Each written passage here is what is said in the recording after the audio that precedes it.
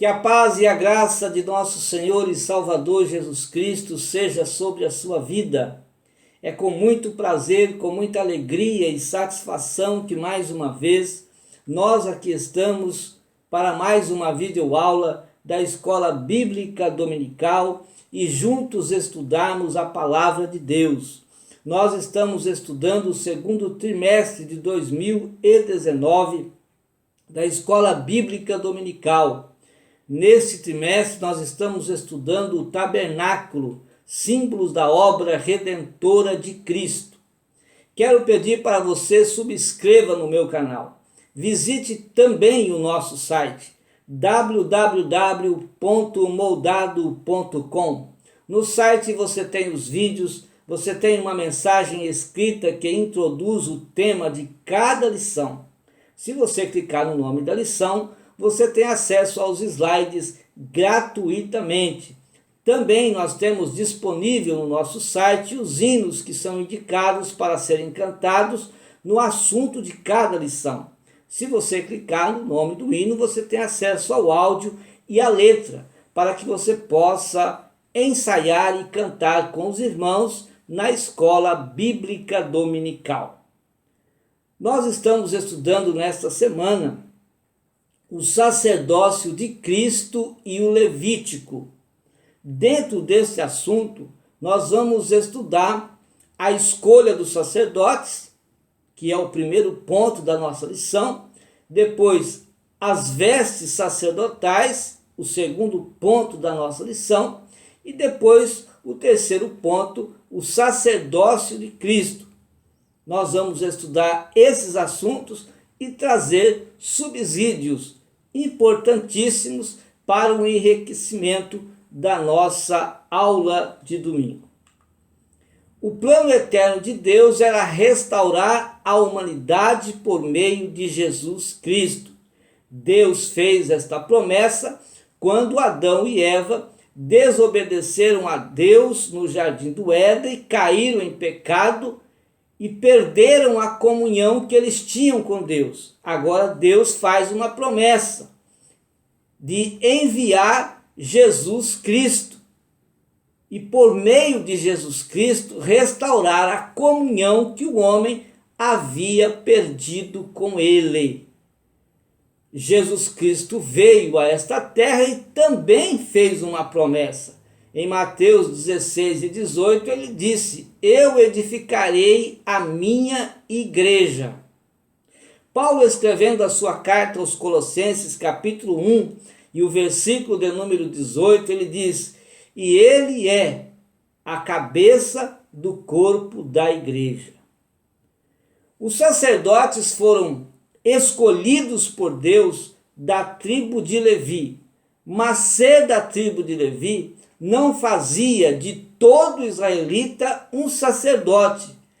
Era necessário que ele fosse da tribo de Levi, e mesmo sendo da tribo de Levi, ele precisava de um chamado. Hebreus capítulo 5, versículo 4 está escrito: e ninguém toma para si esta honra, senão o que é chamado por Deus, como Arão.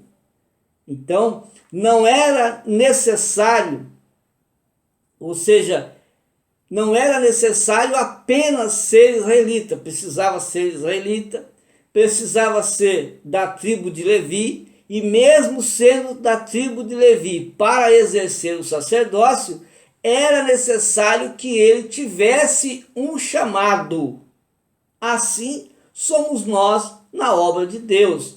Nós fomos chamados por Jesus Cristo para a salvação. E como cristãos, cada um de nós temos um trabalho para ser desenvolvido na casa de Deus.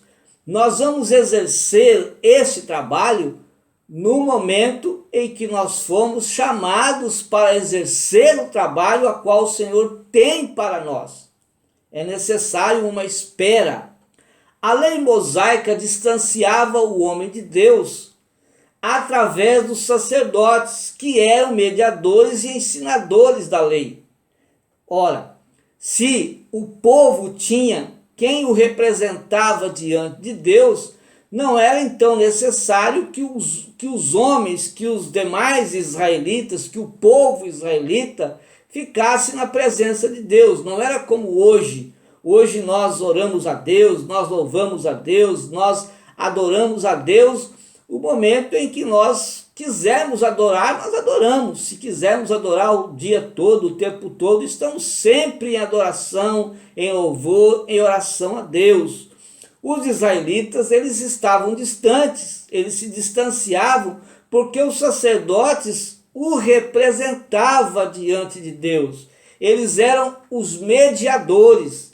Os sacerdotes eram consagrados ou separados por Deus para esse trabalho especial, conforme Êxodo 26, versículos de 1 a 4.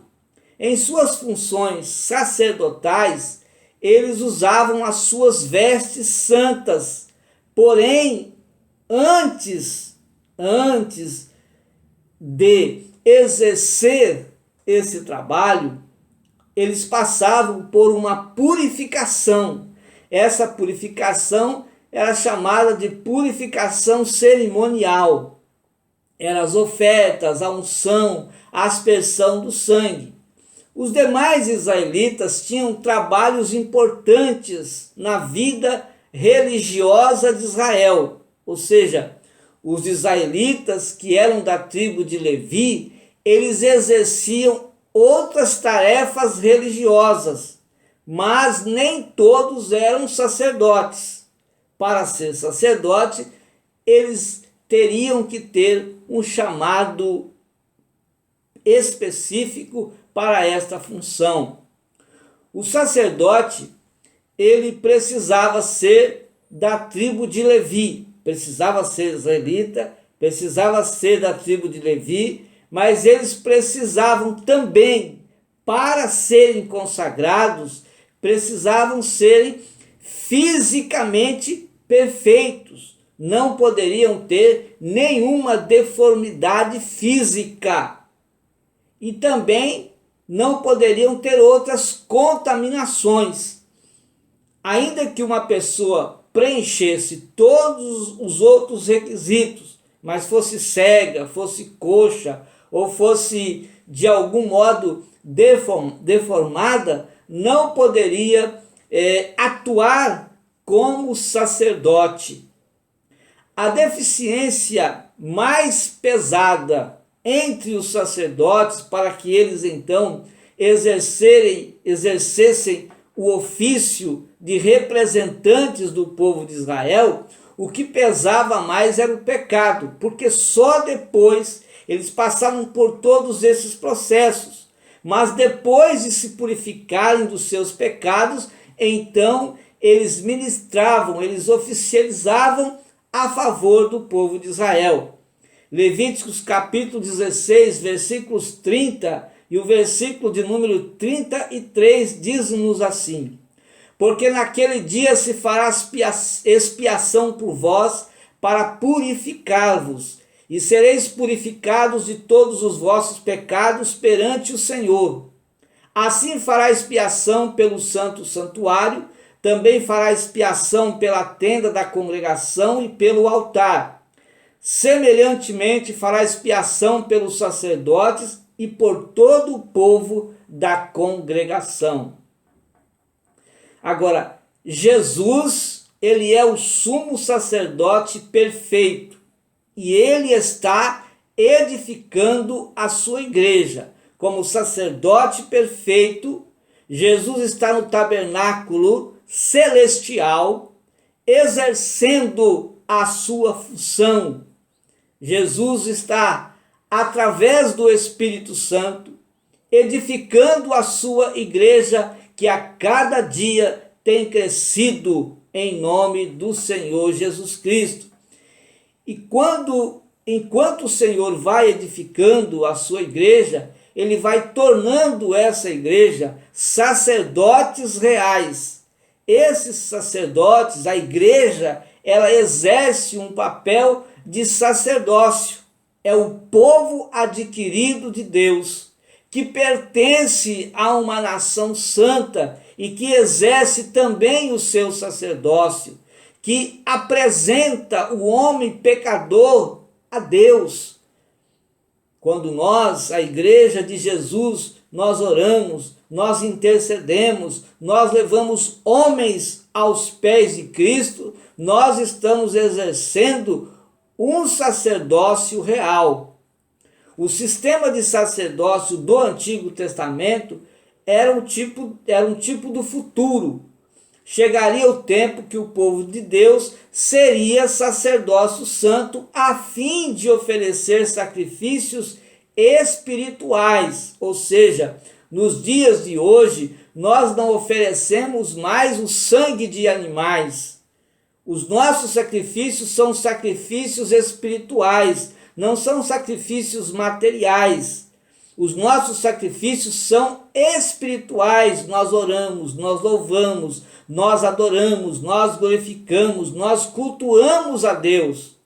Então, esses nossos sacrifícios espirituais, eles devem agradar a Deus. Por intermédio de nosso Senhor e Salvador Jesus Cristo, todo o nosso sacrifício, toda a nossa adoração, nosso louvor, pode ou não chegar na presença de Deus. Isso só acontece se agradar ao Senhor.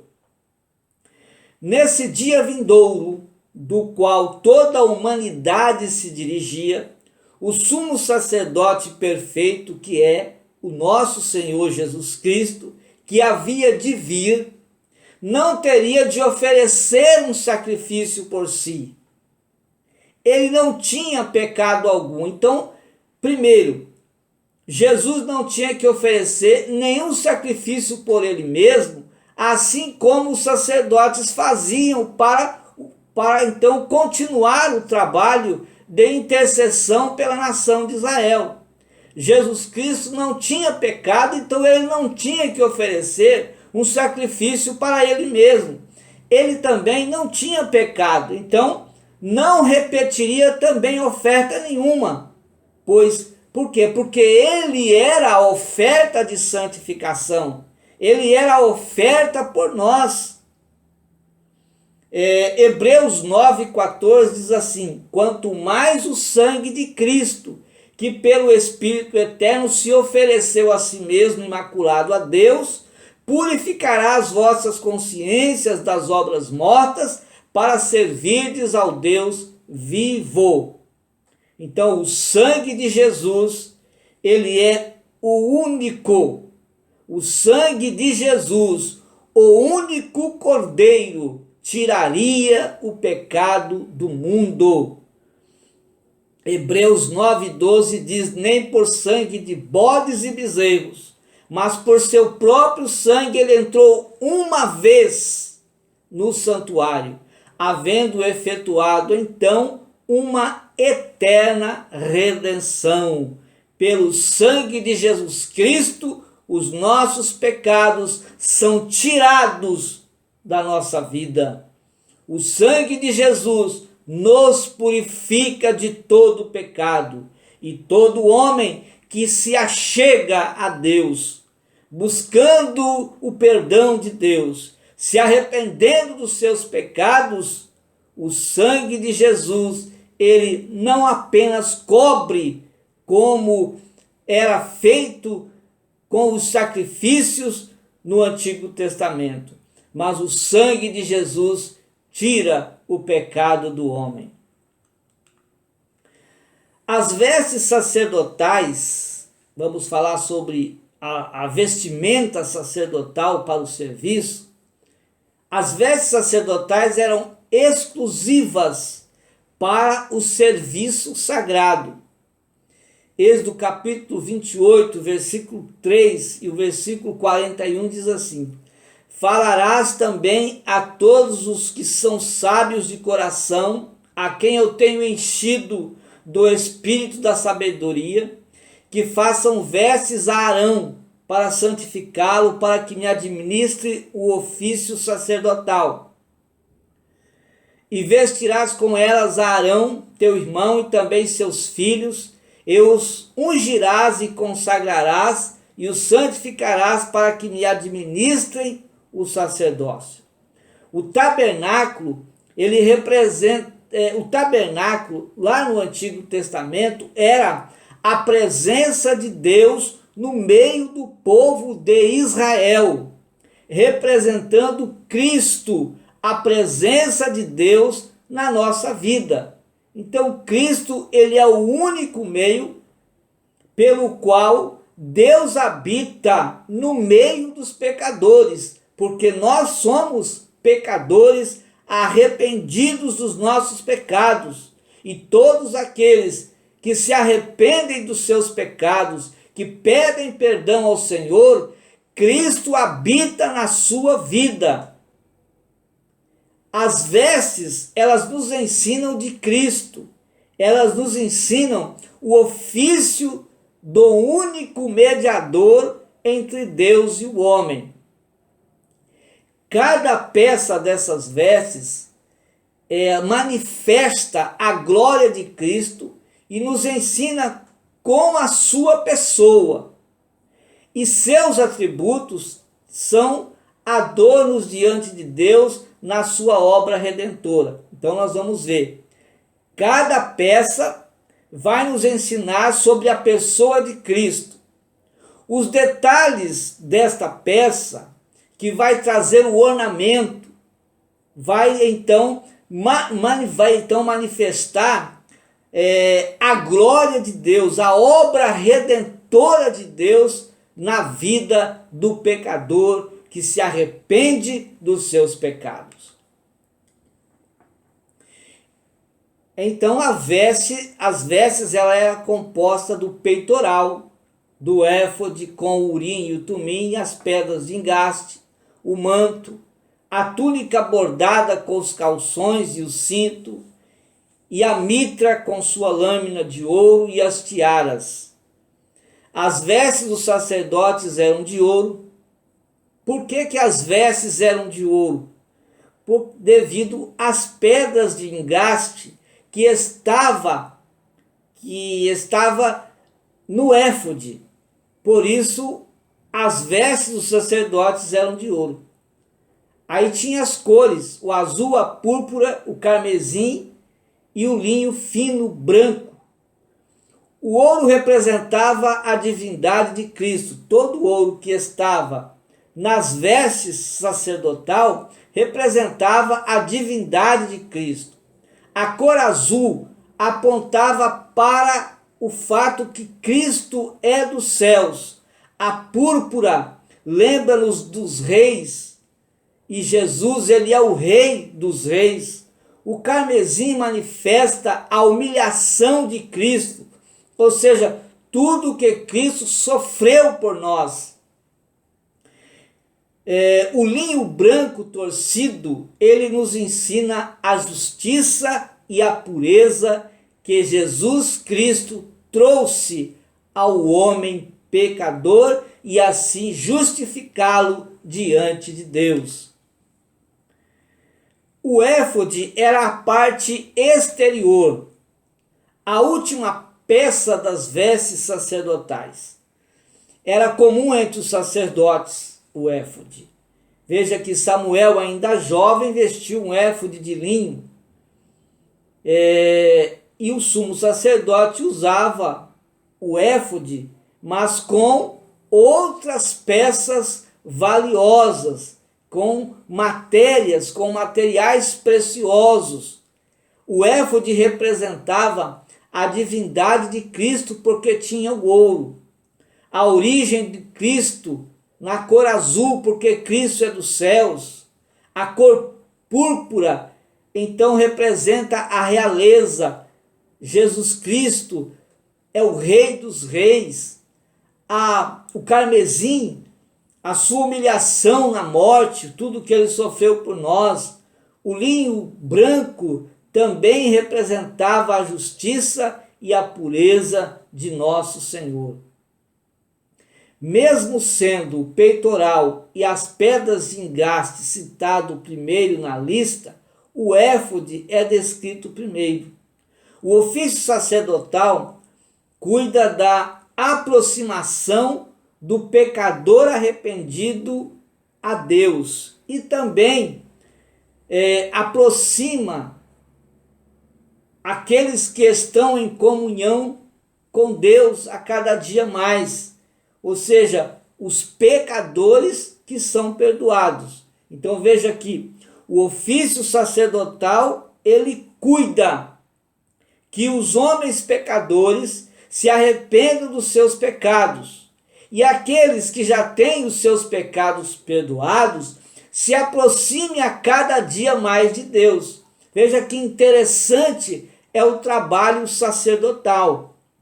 Pelo fato das vestes do sacerdote incluir aquilo que aponta a divindade, incluir a origem celestial, a posição de realeza, a pureza e a justiça, também a beleza e a preciosidade, e também a representação na morte, isso tudo estava nas vestes sacerdotais. Nós vemos então a alta qualidade do sacerdote.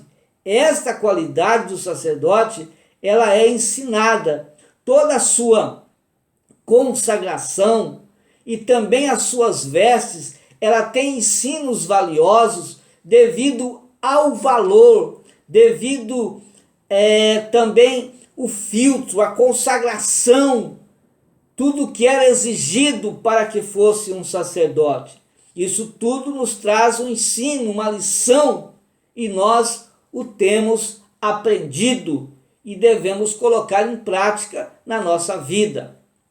As duas ombreiras com as duas pedras de ônix, que estavam gravados os nomes das tribos de Israel, o cinto do éfode e as duas cadeiazinhas de ouro, isso tudo faziam parte das vestimentas sacerdotais.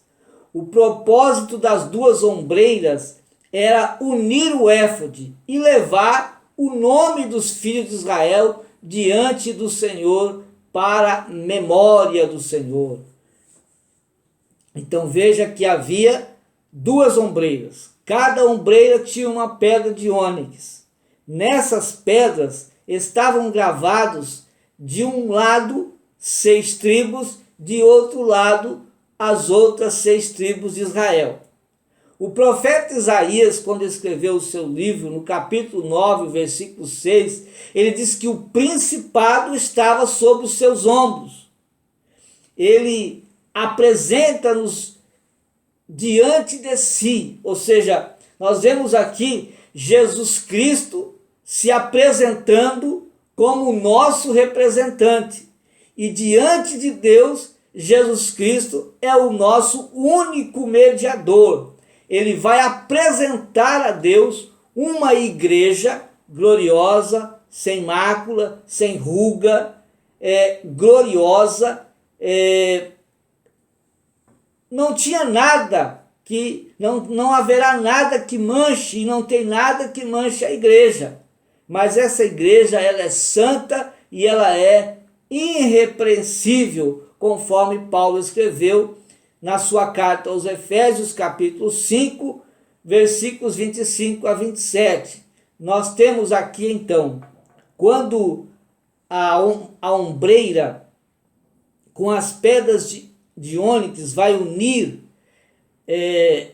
as pedras de engaste ao éfode, nós temos aqui então a união de Cristo, que Cristo faz da igreja com Deus. Quer dizer, Cristo está apresentando a sua igreja a Deus, unindo a sua igreja ao Pai. E Cristo nos une a Deus através da sua morte na cruz, pela graça que nos foi dada. O que é graça? Graça é favor imerecível. Nós não merecíamos esse perdão, nós não merecíamos a sua presença, nós não merecíamos nada, mas o Senhor, Ele fez isto por nós, morreu pelos nossos pecados e nos intercede diante do Pai.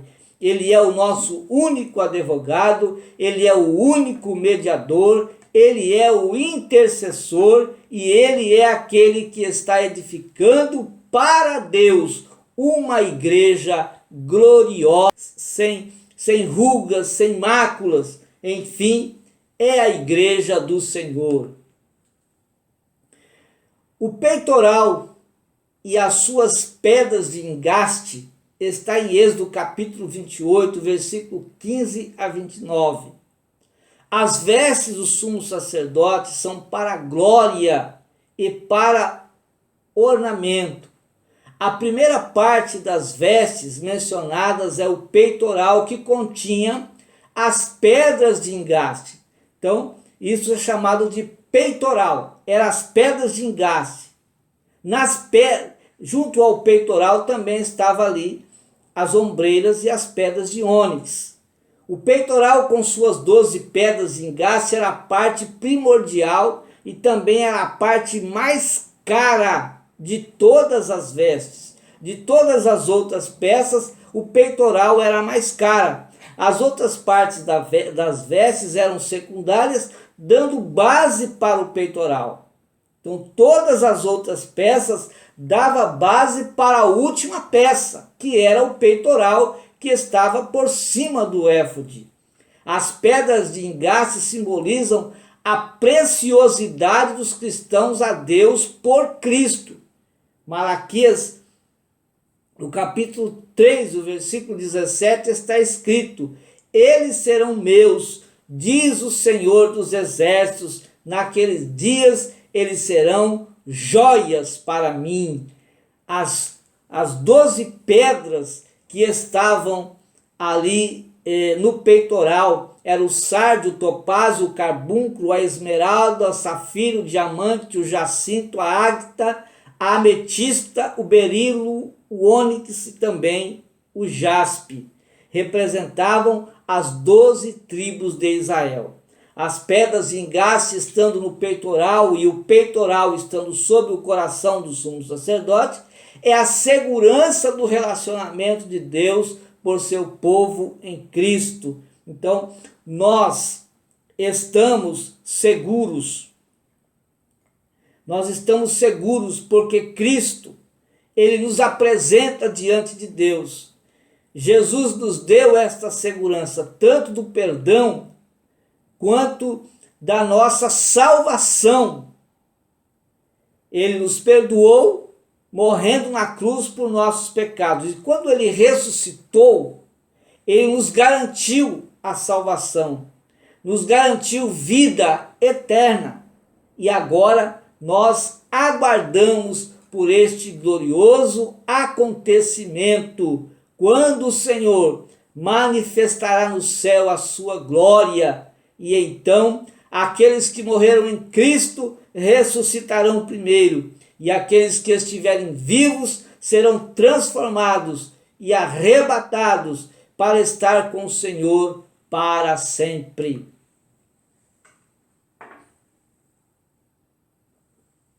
A Bíblia não explica abertamente sobre o uso ou o material ou o significado do Urim e o Tumim. Êxodo 28, 30 fala assim: também porás no peitoral o juízo, Urim e o Tumim, para que estejam sobre o coração de Arão quando entrar diante do Senhor. Assim Arão levará o juízo dos filhos de Israel sobre o seu coração diante do Senhor continuamente. No hebraico, Urim significa luzes e Tumim significa perfeições. O sumo sacerdote levava no éfode o Urim e o Tumim, um do lado e outro do outro. Revelava a luz e a perfeição de Deus, simbolizando então Jesus Cristo, o homem perfeito e também a luz do mundo. Jesus Cristo, ele é o homem perfeito, o sumo sacerdote perfeito, o Filho de Deus. Ele é o nosso intercessor e ele veio trazer luz a este mundo, ou seja, Deus deu luz para este mundo. Deus amou o mundo de tal maneira que deu Jesus Cristo, que deu luz para o mundo.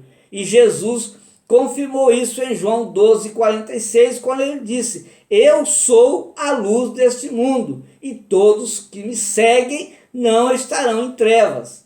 Então, isso significa Urim e o Tumim. Urim e Tumim era também um meio que os sacerdotes judeus usavam para determinar a vontade de Deus.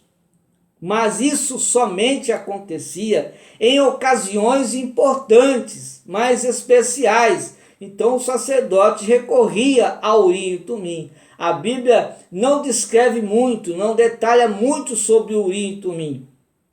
Mas os sacerdotes, em ocasiões importantes, em dúvidas muito relevantes, então eles tomavam essas pedras de Urim e Tumim para se certificarem do caminho certo, da orientação certa, do conselho certo de Deus para tomar então uma atitude que viesse agradar a Deus e que fosse da vontade de Deus.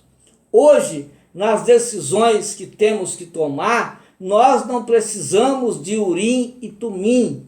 Nós não precisamos, o homem não precisa de Urim e Tumim. Aqueles que servem a Deus sabem que para tomar tal decisão, ele precisa da vontade de Deus. Ele precisa de buscar a Deus. Ele precisa de orar a Deus. Enquanto muitos estão se orientando por horóscopos, enquanto muitos se orientam por cartas de baralhos, enquanto muitos estão se orientando por búzios, por cartas de tarô, enquanto muitos estão orientando, pedindo conselho de bruxos e bruxas, enquanto muitos se orientam pedindo conselhos a ímpios e pecadores, a Deus, sabem que a orientação certa é a palavra de Deus. É a palavra de Deus que nos orienta, que nos direciona. É a palavra de Deus que nos dá o conselho certo do caminho ou das atitudes ou do projeto que nós devemos tomar. Então a nossa decisão hoje, ela é feita através da oração, através do conhecimento da palavra de Deus. E quando nós não conseguimos tomar atitudes assim, há na igreja do Senhor homens de Deus, homens que buscam a presença de Deus, que têm uma responsabilidade santa diante de um povo a qual dirige. Esses homens também estão ali e ele pode nos dar orientações certas, conselhos santos para nós tomarmos certas atitudes. O manto, havia também nas vestes sacerdotais um manto de azul. Esse manto azul, ele estava sobre a túnica branca. Ele expressa a qualidade de Cristo como mediador celestial exaltado. Nesta qualidade celeste, Jesus tem a autoridade do Pai, tem a palavra do Pai, tem as obras do Pai e o agrado do Pai em tudo. Deus justifica o pecador que vem a Ele através de Cristo. Todo pecador que vai a Deus arrependido dos seus pecados, através de Jesus, ele recebe o perdão dos seus pecados e naquele dia a sua vida toma um outro rumo, porque ele se arrepende, porque ele quer mudança de vida. Então Deus justifica esse pecador. Essa peça de roupa, além dos sacerdotes, ela foi usada também pelos levitas, pelos reis, por Cristo, por homens de bem, pelos amigos de Jó e também pelos profetas, ou seja, a túnica branca. O manto azul do éfode é a sobrepele sacerdotal. A túnica era vestida do peito até os pés, ela estava por cima dos calções. Então veja bem, como Deus vestiu Adão e Eva com túnicas de pele, Cristo é a vestimenta agradável e propícia para todo pecador que se arrepende dos seus pecados e vem a Deus por Cristo. Então, quem tem Cristo na sua vida, ele está vestido de Deus, porque ele tem Cristo na sua vida. Se ele tem Cristo, as suas vestes é Deus. Deus é a base, porque essa peça ela fazia base para o peitoral. Então, quem tem Jesus na sua vida, ele tem Cristo como base da sua fé cristã. Ele tem Cristo como base na sua vida toda. Cristo está ali fazendo base para tudo aquilo que vier a acontecer na sua vida. Romanos capítulo 8, versículos 1 e também o versículo 3 diz assim: portanto, agora nenhuma condenação há para aqueles que estão em Cristo Jesus, que não andam segundo a carne, mas segundo o Espírito. Porquanto que era impossível a lei, visto que essa lei estava enferma pela carne, Deus enviou também o seu Filho em semelhança da carne do pecado. Para quê? Porque pelo pecado ele condenou o pecado na sua carne. Então essa tarefa de perdoar, de vir morrer pelos pecadores, não foi dada aos anjos. Anjos são espíritos, não tem como os anjos fazerem isso. Mas Deus veio em pessoa através de Cristo.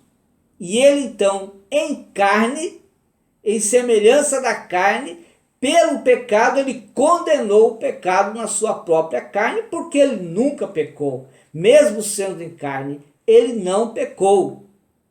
Então, só um homem assim poderia morrer pelos pecadores. E através do sangue de Cristo é que nós somos perdoados. A túnica, os calções e o cinto foram feitos de linho fino, e sendo branco tem o significado de justiça. Então os calções, depois as túnicas, depois nós temos os cintos que seguravam a túnica. Antes, aquilo que Cristo é como o grande sumo sacerdote, ele é justiça. Essa justiça foi ganha, não foi imputada, ela foi ganha por Cristo para nós. A justiça que Jesus tem é fruto da sua obediência a Deus. Então Jesus obedeceu a Deus e ganhou justiça para nós. Na cruz do Calvário ele fez justiça. Na cruz do Calvário perdoou os nossos pecados. E isso não foi imputado, foi ganho. Cristo foi feito homem e levou sobre si o pecado de muitos. E pelo pecado condenou o pecado na carne, para que a justiça da lei se cumprisse em nós, que não andamos segundo a carne. Nós devemos andar segundo o Espírito. Quando o homem anda segundo o Espírito, ele não cumpre, ou ele não obedece, ou ele não satisfaz os desejos carnais, porque ele anda segundo o Espírito de Deus. Apocalipse 19 e 8 diz assim: e foi-lhe dado que se vestisse de linho fino, puro e resplandecente, porque o linho fino são a justiça dos santos. Então, concluindo este assunto sobre vestes aqui, as vestes sacerdotais eram então os calções, a túnica de linho branco fino, depois o manto azul, o éfode e depois o peitoral, onde estavam as pedras de engaste com as pedras de ônix e também o urim e o tumim. Mas ainda tinha a mitra. Na mitra estava a lâmina de ouro. Na lâmina de ouro tinha uma frase: santidade ao Senhor. Essa lâmina de ouro, ela era atada na mitra com um cordão azul. A mitra de linho fino está em Êxodo 28, 38. A lâmina de ouro, 28, 36 a 38. As tiaras, 28 a 40, de Êxodo. A mitra era usada sobre a cabeça, acompanhada por uma lâmina de ouro, ou também chamada de coroa da santidade. Na lâmina de ouro estava então gravada a frase santidade ao Senhor. Era atada na frente da mitra com um cordão azul. Então a mitra, conforme Êxodo 28 e 38, diz assim: e estará sobre a testa de Arão, para que Arão leve a iniquidade das coisas santas que os filhos de Israel santificarem em todas as ofertas de suas coisas santas, e estará continuamente na sua testa, para que tenham aceitação perante o Senhor. Então a mitra, ela expressava santidade. Aí tinha também a lâmina de ouro, Êxodo 28 e 36. Também farás uma lâmina de ouro puro, e nela gravarás como as gravuras de selos, santidade ao Senhor. Então, a lâmina de ouro expressava a autoridade e liderança religiosa sagrada. As tiaras. Também farás túnicas aos filhos de Arão e far-lhe-ás cintos. Também lhes farás tiaras para glória e ornamento. Para glória e ornamento. Então as tiaras, cintos e túnicas expressavam segurança através da glória de Deus na vida do sacerdote. Então as tiaras asseguravam, assim como as tiaras asseguravam, como os cintos também seguravam, e também como os calções que ali estavam, que fazia base, a túnica branca, o manto azul, tudo era base, isso tudo tinha para depois, no exterior, acontecer a glória. Então, veja que, por dentro, no nosso interior, começa todo esse trabalho de segurança espiritual.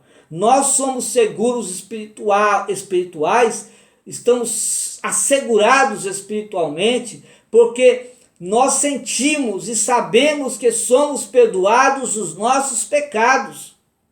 Tendo então os nossos pecados perdoados, o que vai se manifestar? Vai manifestar na nossa vida alegria, paz. A glória de Deus vai se manifestar na nossa vida exterior, porque nós estamos mudados interiormente, porque nós somos perdoados, porque nós somos sarados, porque o Senhor nos abençoa, e então manifesta na nossa vida exterior a glória de Deus. Então tudo começa lá de dentro, por dentro para fora, assim como acontecia nas vestes sacerdotais. Os calções, as túnicas, as tiaras, os cintos, e depois tudo isso para que se manifestasse a beleza exterior, o manto azul, o éfode, as pedras de engaste, de ônix e os tumins, enfim, a mitra, a lâmina de ouro, tudo isso estava assegurado pela base.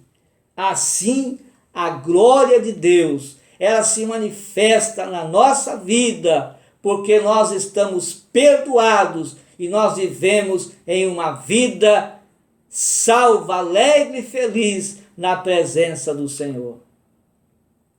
O sacerdócio de Cristo.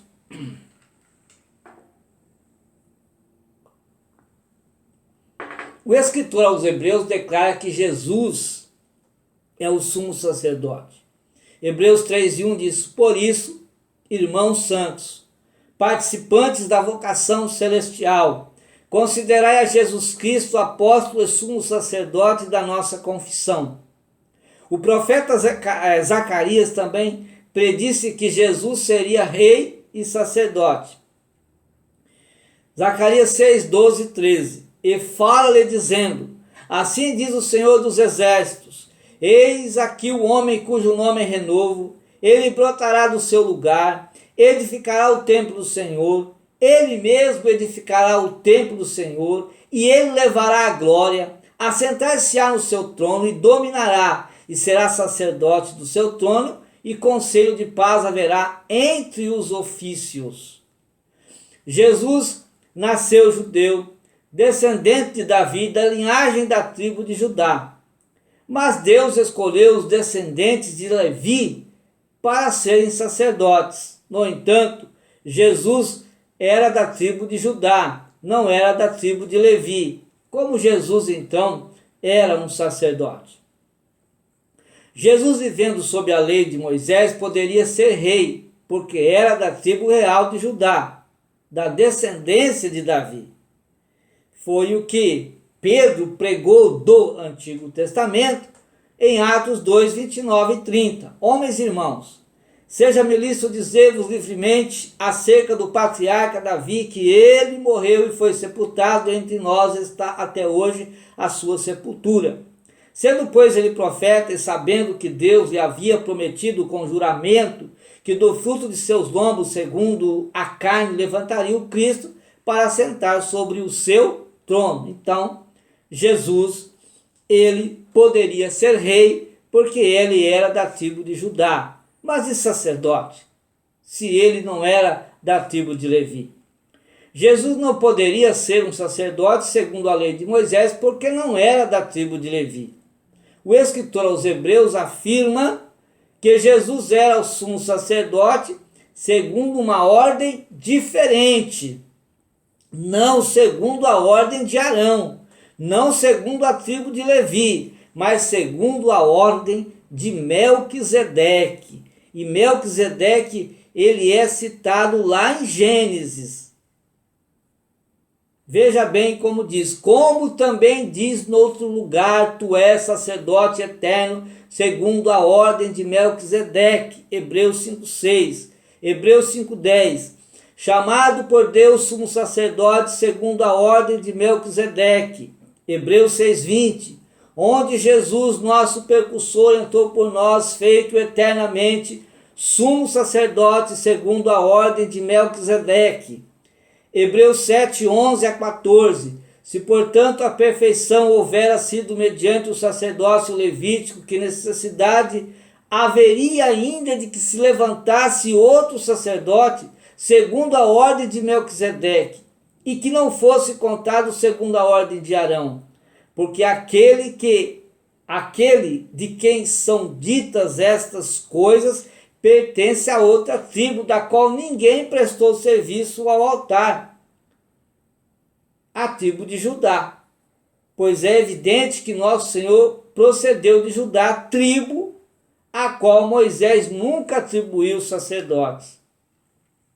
Mas por que o Senhor Jesus é segundo a ordem de Melquisedeque? Veja bem que os sacerdotes que pertenciam à tribo de Levi, que eram separados ali, veja que esta ordem é uma ordem frágil, é uma ordem fraca. A ordem de sacerdotes procedentes da tribo de Levi, ela foi frágil, ela se definhou.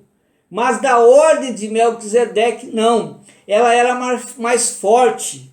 Veja bem, mas por que Melquisedeque? Quem foi Melquisedeque?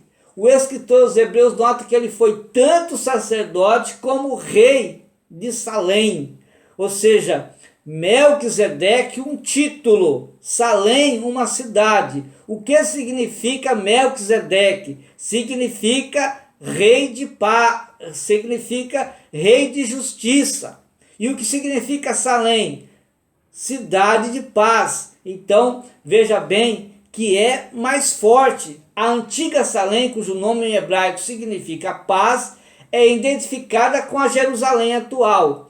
O objetivo deste reino era promover paz através da justiça divina, já que o título dado aos reis que por ali passava era Melquisedeque, que significa rei de justiça. Então veja bem, um rei de justiça que reinava em uma cidade de paz. Então, nessa ordem, na ordem de Melquisedeque, é que Jesus Cristo veio a ser sacerdote eterno, sumo sacerdote.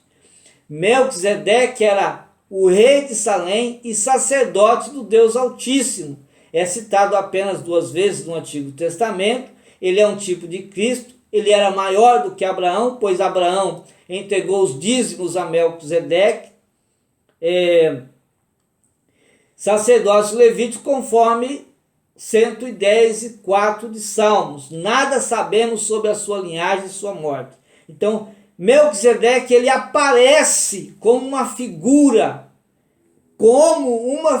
eterna. Por que como uma figura eterna? Porque não apresenta ali a linhagem de Melquisedeque.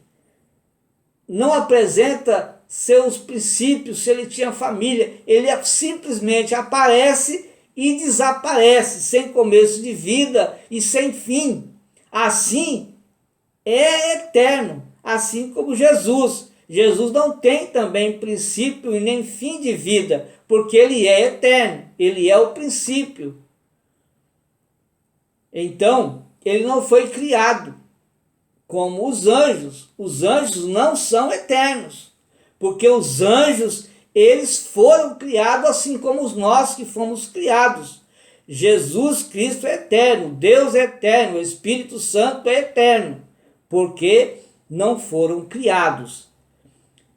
Assim Melquisedeque, ele é uma figura eterna. Não que quem tinha esse título de Melquisedeque, ele não tivesse uma família. Mas a Bíblia não apresenta simplesmente para tipificar Jesus Cristo, o sumo sacerdote.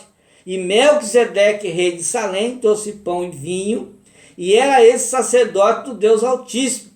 E abençoou e disse: bendito seja Abraão pelo Deus Altíssimo. Veja aqui que Melquisedeque está abençoando Abraão.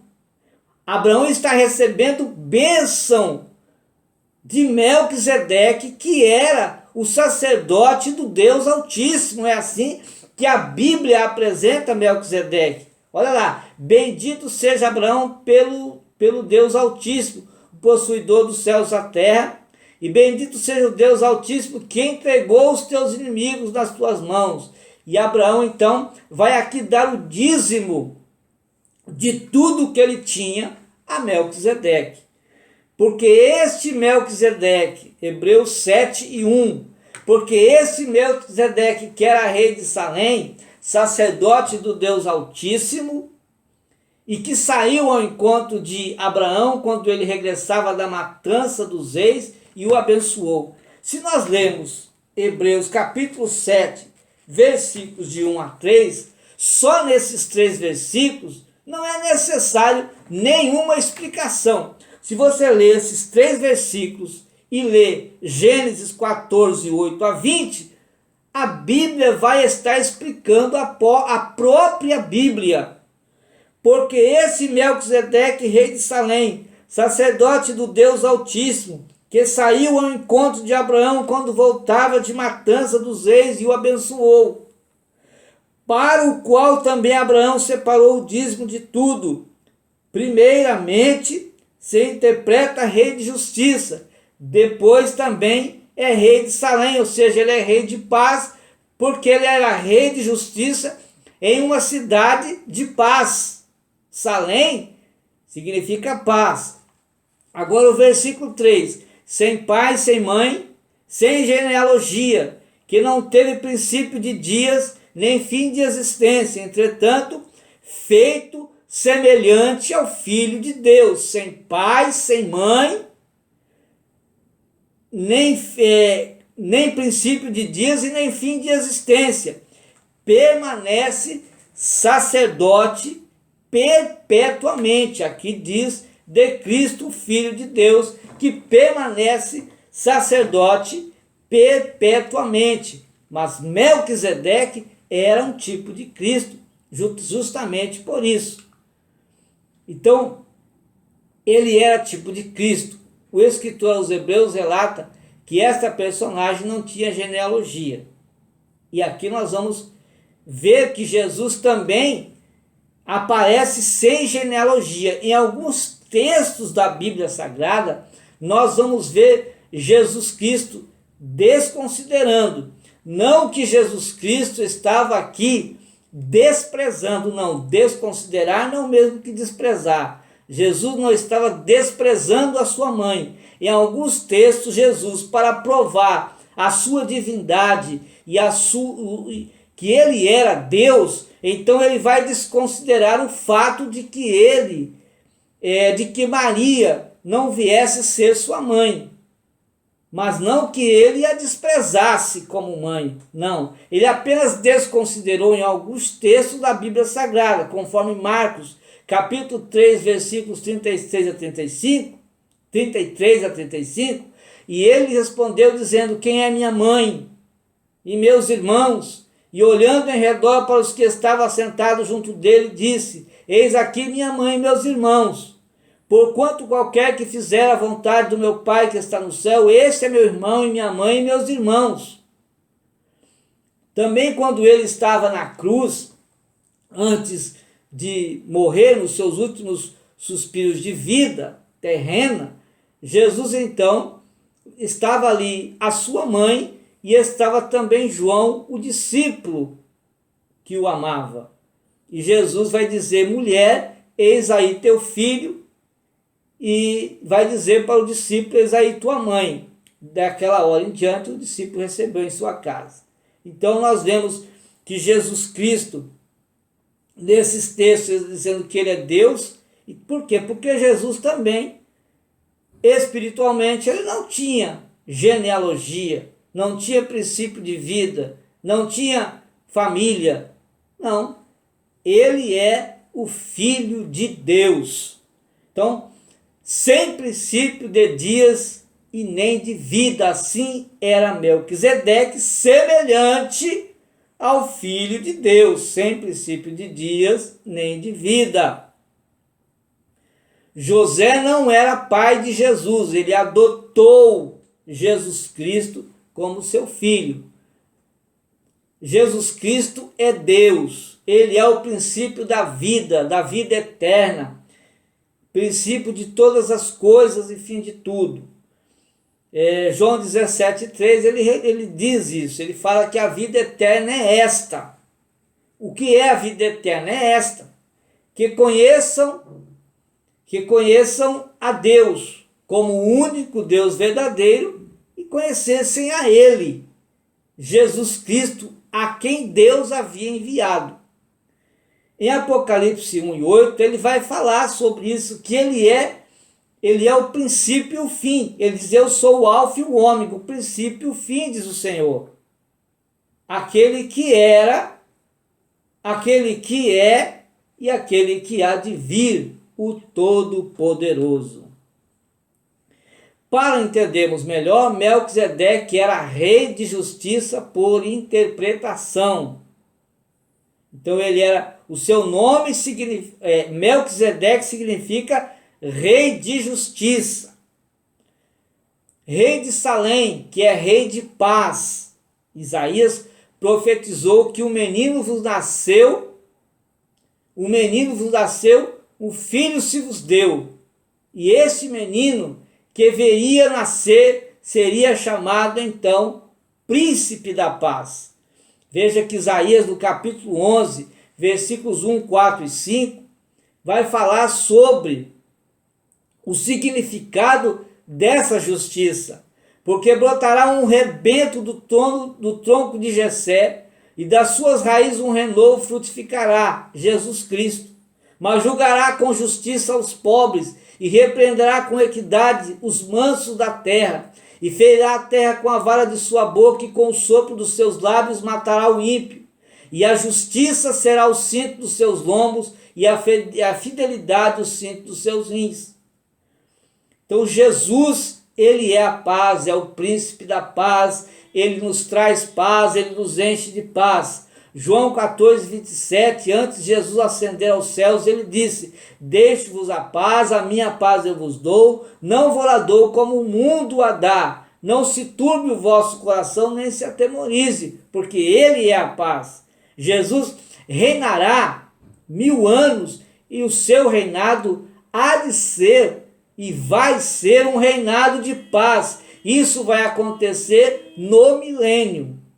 Apocalipse 20, versículos 2 e 3.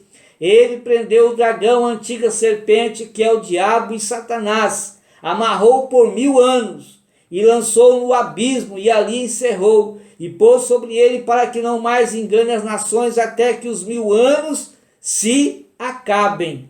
E depois importa que seja solto por um pouco de tempo. Então, Jesus Cristo, ele é o príncipe da paz, ele é que nos traz paz, ele é quem nos alegra com a sua paz. Nós somos alegres e felizes porque a paz de Cristo habita na nossa vida. Deus abençoe sua vida, Deus abençoe a sua família e até a próxima oportunidade, se o Senhor assim nos permitir, quando nós aqui estaremos com mais um estudo da Palavra de Deus. Deus nos abençoe em nome do